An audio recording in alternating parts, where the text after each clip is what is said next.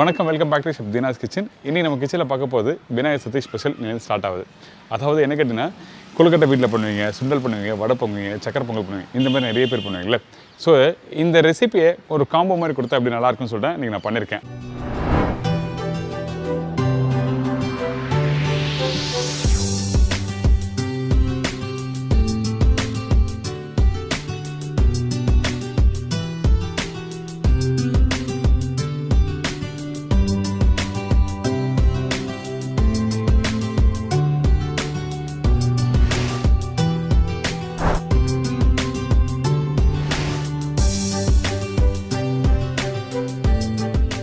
Mini கொழுக்கட்டை, அம்னி கொழுக்கட்டை சொல்லுவாங்கல்ல, அது கொஞ்சம் பொடியெலாம் போட்டு ஜஸ்ட் டாஸ் பண்ணிவிட்டு அதுக்கப்புறம் வந்து தேங்காய் லட்டு நம்ம வீட்டில் இருக்க பொருளை வச்சு ஒரு ஈஸியாக வீட்டிலே பண்ணலாம். அதனால தேங்காய் லட்டு பண்ணியிருக்கேன். அதுக்கப்புறம் சுண்டல் எல்லாம் என்ன பண்ணுவீங்க, ஜஸ்ட் வேக வச்ச சுண்டலை கொஞ்சம் தாளிப்பு போட்டு மிக்ஸ் பண்ணிட்டு பெருங்காயம், கடுகு, காஞ்ச மிளகாய், கருவேப்பிலை போட்டு மிக்ஸ் பண்ணுறீங்க. ஆனால் நான் இன்றைக்கி பண்ணிக்கிற ஸ்டைலில் பார்த்துங்களேன், ரொம்ப நல்லாயிருக்கும். எஸ்பெஷலி வந்து பார்த்திங்கன்னா இந்த ரெசிபி வந்து பீச்சில் போனால் உங்களுக்கு கிடைக்கும். தேங்காய் மாங்காய் சுண்டல் சொல்லுவாங்க. ஸோ அந்த கான்செப்ட் உள்ள தான் இன்றைக்கி இந்த 3 ரெசிபி பண்ண போகிறோம். எப்படி பண்ணுறது பார்ப்போம். ஒரு ரெசிபிக்கு தேவையான பொருட்கள் பார்த்துட்டு அதுக்கப்புறம் செய்முறையை பாருங்கள்.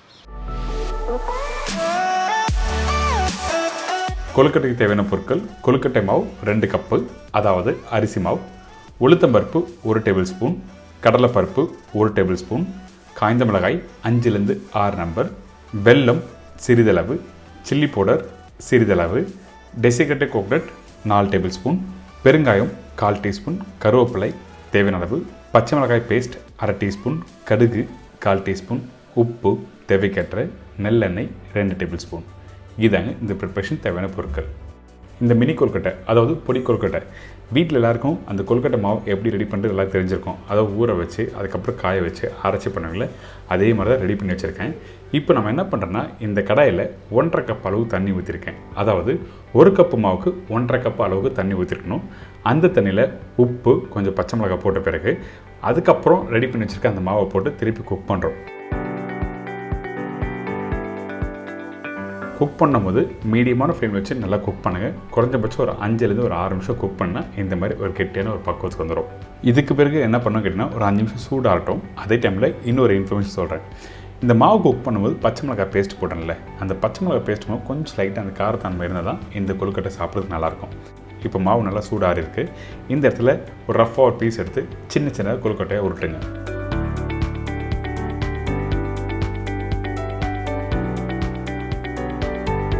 உருட்டும் போது வந்து நீங்கள் சின்ன பீஸாக பிடிச்ச பிறகு மெதுவாக உருட்டணும். அப்போ தான் உங்களுக்கு உடையாமல் வரும், ஸ்டீம் பண்ணி முடித்த பிறகு.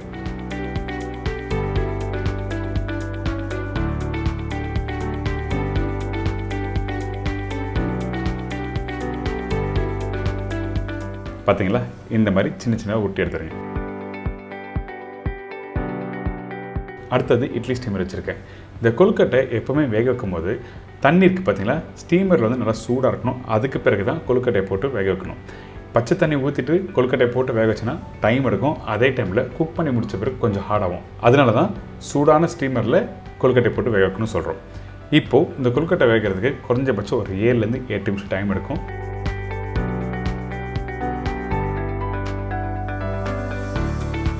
இப்போ பார்த்தீங்களா, கொழுக்கட்டை நல்லா சாஃப்டாக வெந்திருக்கு. அதே டைமில் உடையில இந்த மாதிரி தான் கரெக்டாக இருக்கணும். இப்போ கொழுக்கட்டை எப்படி போடுறது எல்லாம் தெரிஞ்சிருக்கும். அடுத்தது இந்த கொழுக்கட்டையை டாஸ் பண்ணுறதுக்கு பொடி ரெடி பண்ண போகிறோம். நம்மக்கிட்ட இருக்க இந்த கடலைப்பருப்பு, காஞ்ச மிளகாய், உளுத்தம்பருப்பு, கருவேப்பிலை எல்லா ஸ்பைசஸ் போட்டு நம்ம திருப்பி ஸ்லோ ஃப்ளேமில் வறுக்க போகிறோம். முக்கியமாக இந்த கடலைப்பருப்பு, உளுத்தம்பருப்பு வறுக்கும் போது எந்த அளவுக்கு ஸ்லோ ஃப்ளேம் வச்சு வறுக்கிறீங்களோ அந்த அளவுக்கு ஸ்லோ ஃப்ளேம் வச்சு வறுக்குங்க.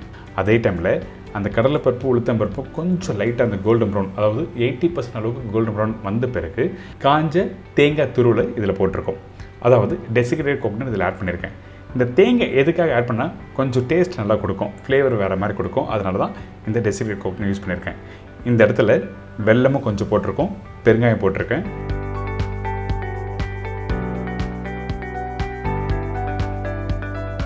உப்பு, கொஞ்சமாக சில்லி பவுடர். இந்த வெல்லம் எதுக்காகனா அந்த காரத்தோட வெல்லம் மிக்ஸ் பண்ணி சாப்பிடும்போது ரொம்ப நல்லாயிருக்கும். அதனால தான் வெல்லம், சில்லி பவுடர், உப்பு எல்லாம் போட்ட பிறகு அடுப்பு ஆஃப் பண்ணிவிட்டு ஜஸ்ட் மிக்ஸ் பண்ணிவிட்டு இதை அப்படியே அரைக்க போகிறோம். இந்த மசாலாவை நீங்கள் அரைச்சி எடுத்திங்கன்னா இந்த மாதிரி இருக்கும். கொஞ்சம் குறைன்னு இருக்கும், அதே டைமில் ஃபைன் பவுடர் இருக்கும். 95% அளவுக்கு நல்லா அரைச்சி ரெடி பண்ணி வச்சுருக்கோம். இந்த பவுடரும் அந்த கொழுக்கட்டையும் போட்டு டாஸ் பண்ண போகிறோம். அதனால் ஒரு சின்ன ஃப்ரைங் பேனில் ஒரு 4 டேபிள் ஸ்பூன் அளவுக்கு எண்ணெய் போடுங்க. எண்ணெய் போட்ட பிறகு கடுகு நல்லா பொரிஞ்சு வரணும். அதுக்கு பிறகு காஞ்ச மிளகாய், கருவேப்பிலை போட்ட பிறகு ரெடி பண்ணி வச்சுருக்க அந்த பொடி இதில் போடுறோம்.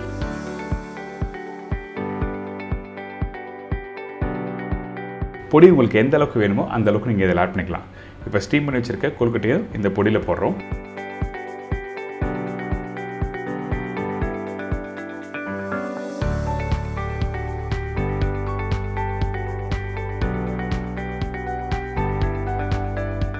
அந்த தாளிப்பு, அந்த பொடி, கொழுக்கட்டை இது எல்லாத்தையும் வந்து நல்லா போட்டு டாஸ் பண்ணும்போது உங்களுக்கு அந்த ஃப்ளேவர் நல்லா எடுத்து கொடுக்கும். ரொம்ப இம்பார்ட்டன்ட், கொழுக்கட்டை ரெடி பண்ணுறது, அந்த மாவு எப்படி மிக்ஸ் பண்ணுறோம், அதே டைமில் கடலைப்பருப்பு, உளுத்தம்பருப்பு நல்லா வறுத்து இந்த பொடி ரெடி பண்ணுறது. 3வது பார்த்திங்கன்னா அந்த தாளிப்பு போட்ட உடனே அந்த பவுடர் மசாலா கொழுக்கட்டை போட்டு டாஸ் பண்ணுறது. கரெக்டாக நீங்கள் நுணுக்கத்தை புரிஞ்சுட்டு நீங்கள் பண்ணினா ரொம்ப சூப்பராக இருக்கும்.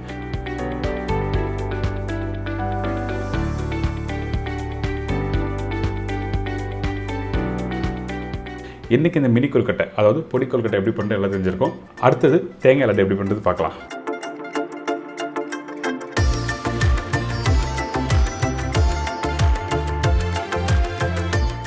டெசிகேட்டட் கோகனட் 200 கிராம், சுடப்பால் 200 ml, அதாவது hot milk, fresh cream 100 ml, சர்க்கரை 100 கிராம், கீ 2 டேபிள் ஸ்பூன். இதாங்க தேங்காய் லட்டுக்கு தேவையான பொருட்கள். இப்போ இந்த தேங்காய் லட்டு பண்ணுறதுக்கு நம்ம என்ன பண்ணுறோன்னா ஃபஸ்ட்டு நெய் ஆட் பண்ணுறோம். நான் சொன்ன குவான்டிட்டி நெய் போடுங்க.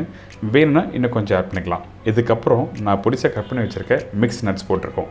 பாதாம், முந்திரி பருப்பு, பிஸ்தாலாம் போட்டிருக்கோம். நெய் போட்ட உடனே மெல்ட் ஆகணும். அந்த டைமில் இந்த ட்ரை கோகனட் இதில் ஆட் பண்ணுறோம். நெய் சூடான பிறகு போட்டிங்கன்னா கலர் மாறிடும். அதனால் நெய் சூடாகாமல் மெல்ட் ஆன உடனே இந்த டெசிகேட்டட் கோகனட் போடுங்க. போட்டு ஒரு 10 நிமிஷம் லைட்டாக லோ ஃப்ளேமில் வச்சு நீங்கள் வறுக்கணும். வறுக்கும் போது அந்த நெய்யும் தேங்காவும் அந்த பச்சை வாசனை போன பிறகு ஹாட் மில்க் ஆட் பண்ணுறோம், அதாவது சுடப்பால். எப்போவுமே இந்த மாதிரி லட்டு ப்ரிப்பரேஷன் பண்ணும்போது பச்சை பால் ஊற்றி நீங்கள் குக் பண்ணால் உங்களுக்கு அந்த டேஸ்ட் வராது. அது மட்டும் இல்லாமல் அந்த பாலோட பச்சை வாசனை இருக்கும். அதனால் சுடப்பால் போட்டு குறைஞ்சபட்சம் ஒரு 5லேருந்து ஒரு 6 நிமிஷம் நல்லா குக் பண்ணணும். குக் பண்ணி முடித்த பிறகு தான் க்ரீம் ஆட் பண்ணுறோம். இந்த க்ரீம் எதுக்காக ஆட் பண்ணுறதுன்னா அந்த மாய்ஸ்டர் கண்டென்ட், அதாவது அந்த ஈரப்பதம் இருக்கணும். அப்போ தான் சாப்பிட்றதுக்கு நல்லாயிருக்கும். அதனால தான் க்ரீம் ஆட் பண்ணியிருக்கேன். இந்த க்ரீம் போட்ட பிறகு சர்க்கரை போடுங்க. சர்க்கரை போட்ட பிறகு கொஞ்சம் டைலூட் ஆகும், அதாவது கொஞ்சம் அந்த சர்க்கரை மெல்ட் ஆக ஆரம்பிக்கும். அதுக்கு பிறகு திருப்பி நல்லா குக் பண்ணுங்க. குக் பண்ணும்போது ஒரு கெட்டியான ஒரு பக்கம் வரும். அதுக்கு பிறகு நம்ம என்ன பண்ணுறோன்னா அழகாக ரவுண்டாக லட்டு மாதிரி பிடிச்சிட்டு நீங்கள் ட்ரை கோகனட்டில் வந்து திருப்பி கோட்டிங் பண்ணி எடுத்திங்கன்னா ரெடி.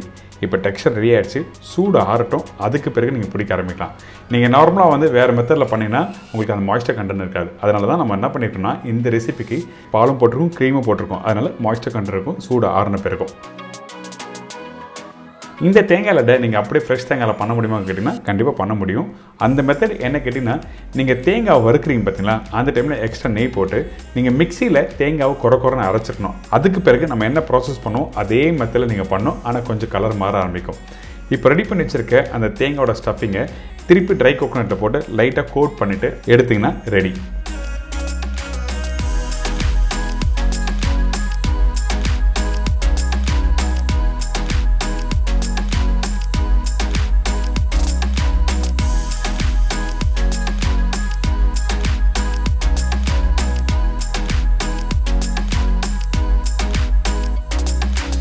இதுக்கு பிறகு தேங்காய் மாங்காய் சுண்டல் எப்படி ரெடி பண்ணுறது பார்ப்போம். அதுக்கு முன்னாடி தேவையான பொருட்கள் பார்த்தலாம்.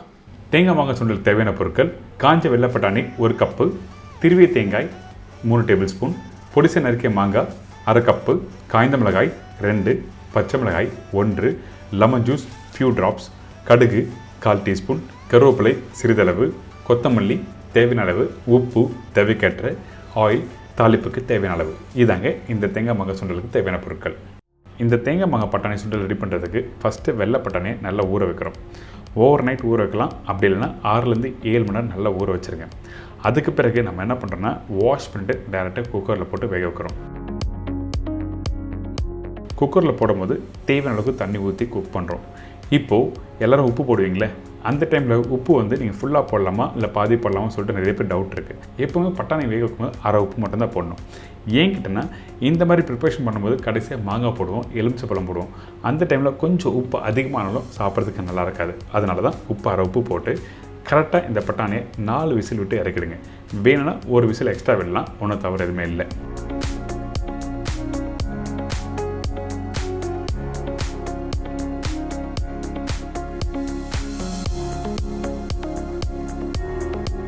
இப்போ ரெடி ஆயிடுச்சு. இந்த பட்டாணி வேக வைக்கும்போது முக்கியமான கவனம், பட்டாணி ஓவராக குக் பண்ணக்கூடாது. அப்படி குக் பண்ணினா டாஸ் பண்ண முடியாது. அதனால் கரெக்டான பக்குவத்தில் இந்த மாதிரி கரெக்டாக முழுசாக இருக்கணும். கையில் எடுத்தினா இந்த மாதிரி சாஃப்டாக உடையணும். இந்த பக்குவத்தில் கரெக்டாக குக் பண்ணி எடுத்துருங்க. இது ரொம்ப இம்பார்ட்டன்ட். நீங்கள் இந்த சின்ன விஷயத்தை விட்டுட்டு ஓவராக குக் பண்ணால் டாஸ் பண்ண முடியாது. பட்டாணி மசாலா ரெடி பண்ணுற கான்செப்டில் போய்டும். அதனால் கரெக்டான பக்குவத்தில் குக் பண்ணி எடுத்துருங்க. இப்போது தாளி போட போகிறோம். ஃப்ரைங் பேனில் கொஞ்சமாக எண்ணெய், கடுகு, கருவேப்பிலை, காஞ்ச மிளகாய் போடும்போது உடச்சி போடுங்க. அதுக்கு பிறகு பொடிசாக கட் பண்ணி வச்சுருக்க மாங்காய் போட்டிருக்கேன். இந்த மாங்காய் போட்ட பிறகு சும்மா ஒரு 2 செகண்ட் லைட்டாக டாஸ் பண்ணணும். ரொம்ப நேரம் குக் பண்ண வேண்டாம். ரொம்ப நேரம் குக் பண்ணால் அந்த மாங்காய் வந்து ரொம்ப வதங்கிடுச்சுன்னா அந்த டேஸ்ட்டு மாறும். அதனால் ஜஸ்ட்டு டாஸ் பண்ணிவிட்டு அதுக்கப்புறம் பச்சை மிளகாய் காரத்துக்காக போட்டிருக்கோம். கொஞ்சம் மஞ்சத்தூள்,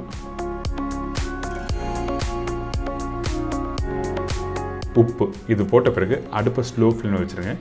ஜஸ்ட்டு மிக்ஸ் பண்ணிவிட்டு அதுக்கு பிறகு நம்ம வேக வச்சா அந்த சுண்டலை போட போகிறோம். சுண்டல் போட்ட பிறகு தான் தேங்காய் போடணும். அதுக்கப்புறம் எலுமிச்சப்பழம் போடணும்.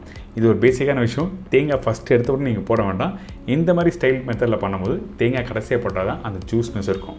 அதே டைமில் அந்த சுண்டல், கடுகு நல்லா மிக்ஸ் பண்ணி எடுத்துருங்க.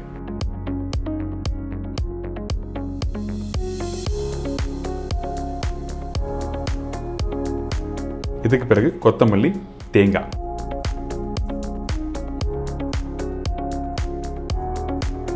தேங்காய் போட்ட பிறகு ஓவர் குக் பண்ணால் அந்த ஜூஸ்னஸ் போய்டும். திருப்பியும் சொல்கிறேன், லைட்டாக மிக்ஸ் பண்ணி முடித்த பிறகு லெமன் கொஞ்சம் போட்டு நல்லா மிக்ஸ் பண்ணி எடுத்திங்கன்னா ஒரு சூப்பரான தேங்காய் மாங்காய் சுண்டல் ரெடி.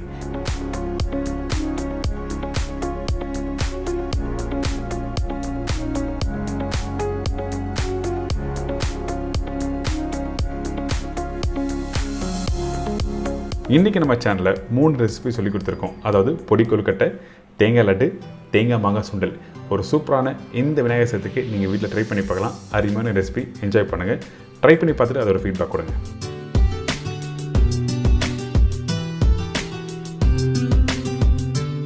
எனக்கு இப்போ எல்லாம் தெரிஞ்சிருக்கோம். இந்த 3 ரெசிபி வீட்டில் ட்ரை பண்ணி பாருங்கள். இப்போ இந்த விநாயகர் சதுர்த்திக்கு நிறைய பேருக்கு என்ன ரெசிபி பண்ணலாம்னு சொல்லிட்டு யோசிப்பீங்க. பேசிக்காக நம்ம வீட்டில் இருக்க பொருளை வச்சு ஒரு ஈஸியான ஸ்டைலில் எப்படி பண்ணுறது சொல்லி தான் நீங்கள் சொல்லி கொடுத்துருக்கேன். கண்டிப்பாக ட்ரை பண்ணி பாருங்கள். இதே மாதிரி நாளைக்கு இன்னொரு சூப்பர் ரெசிபி சந்திக்கிறேன். நன்றி, வணக்கம். See you, bye bye, take care.